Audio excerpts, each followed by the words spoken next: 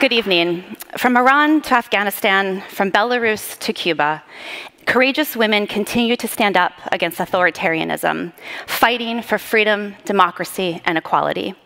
Around the world, women are running for political office and using their power to deliver on democracy and protect fundamental rights. IRI has a long history of supporting these women, including through our Global Women's Democracy Network. It is my distinct honor to introduce the next speaker, Naheed Farid, someone whom IRI has been privileged to support throughout her political journey. Naheed is an Afghanistan parliamentarian in exile who was the chairperson of the House Standing Committee for Women's Affairs. She was elected to Parliament in 2010 as the youngest ever elected politician and lawmaker in the country. Naheed was forced to leave Afghanistan with her family after the Taliban returned to power in 2021.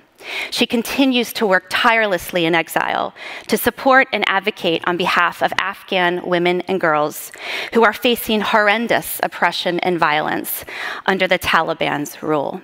Please join me in welcoming to the stage Naheed. Thank you.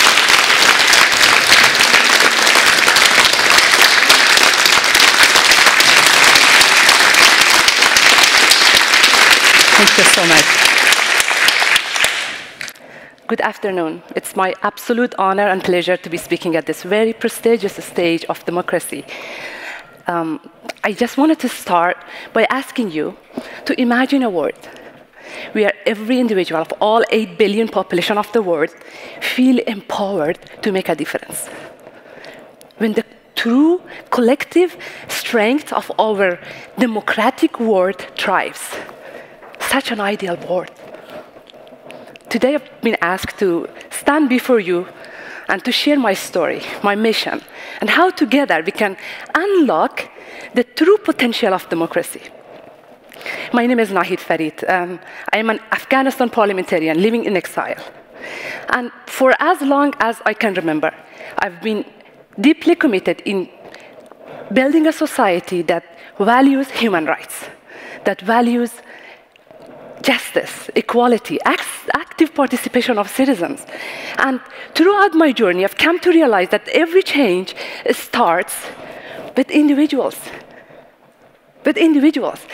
By empowering each individual, regardless of their gender, race, ethnicity, you can create a world and you can create a ripple effect that really changes the course of history in your society. This happened in Afghanistan.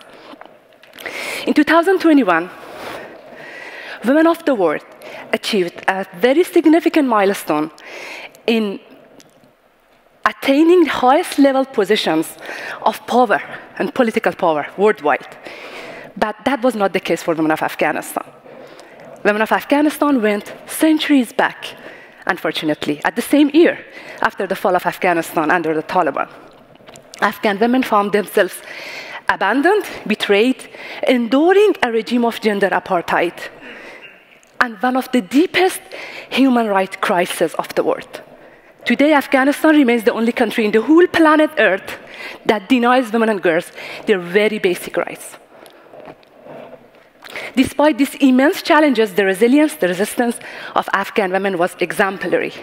Afghan women stand to defend their rights.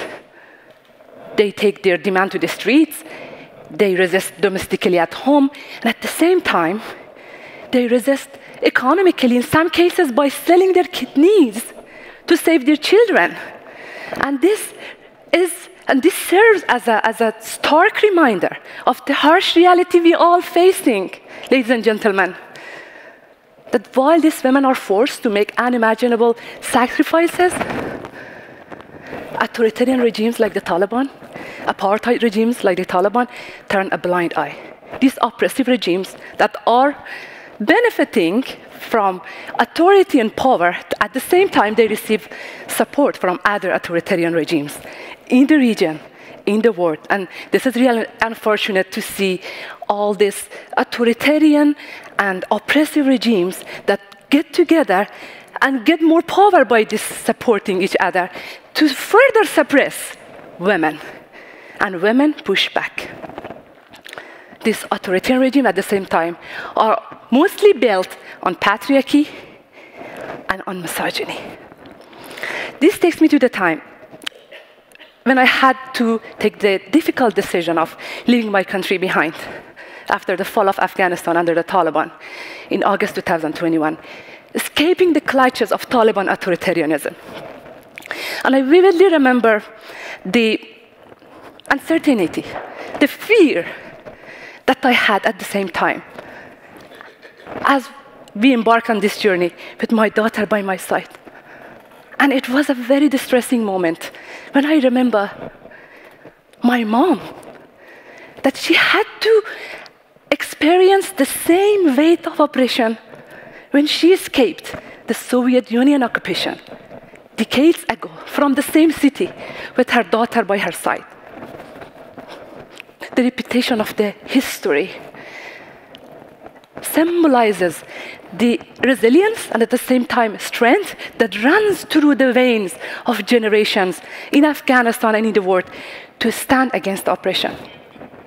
Our story is not unique, but it serves as a powerful indicator and reminder of countless mothers and daughters who had to leave their country, who had to embark on similar journeys to seek freedom, to escape from oppression, to escape from authoritarianism. In a world that we witness backsliding of democracies from Afghanistan to Burma to across Central America, I think it's imperative for all stakeholders of democracies to get together, to get united, to defend their values. We must strongly believe in our common push for a more equitable and more democratic world where that countless mothers and daughters do not have to leave their hometown to seek freedom. And I think Afghanistan women and women of Iran, so many other women that we have that are at forefront of defending their rights, are in literal fight for their lives, not just their rights, for their lives.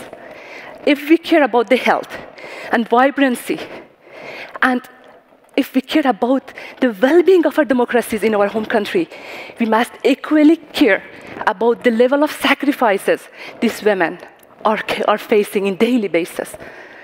Afghanistan case indicates and symbolizes a global reminder of the fact that what happened in Afghanistan can occur anywhere in the world. That a group of terrorists can overthrow a democratically elected government and erase the hard-won gains and achievements of the whole society in a matter of hours. And I think this highlights the need for urgent and immediate action of anyone who cares about democracy. There are several ways you can help people of Afghanistan. There are several ways. You can help newly arrived immigrants, families from Afghanistan in your hometown, which is very important. You can help an online education system that helps homeschooling, scholarships for girls. That is also important. But if you are a believer in democracy, you must get engaged with your policymakers and ask them to strongly oppose the gender apartheid regime of the Taliban in international level. The regime that terrorizing minorities, the regime that erasing women from the face of the earth. That's how you can help the people of Afghanistan reclaim their hijacked freedom. Ladies and gentlemen, as individual of that 8 billion population of the world, you have the ability to raise your voice, to make a significant difference in the life of millions that need you at this time of need, at the greatest time of their need. And you have this ability to help women of Afghanistan, the voiceless women of Afghanistan, and people of Afghanistan to help them against authoritarianism, against misogyny, against injustice, against inequality. And I can go on and on and on. Remember, democracy isn't just a system. It's a symphony of voices harmonizing the dreams of millions. If you join me, we can compose the strongest melody of change that will change the course of history, that will let the world know that we cannot tolerate injustice. Democracy and the strength of democracy isn't within the walls of your system or within the walls of your democratic institutions. No, it's not there. It's at the heart of every human being who is strong enough to say no, and who is strong enough to resist and oppose against inequality. You can be that heart, and you can be that change. Thank you.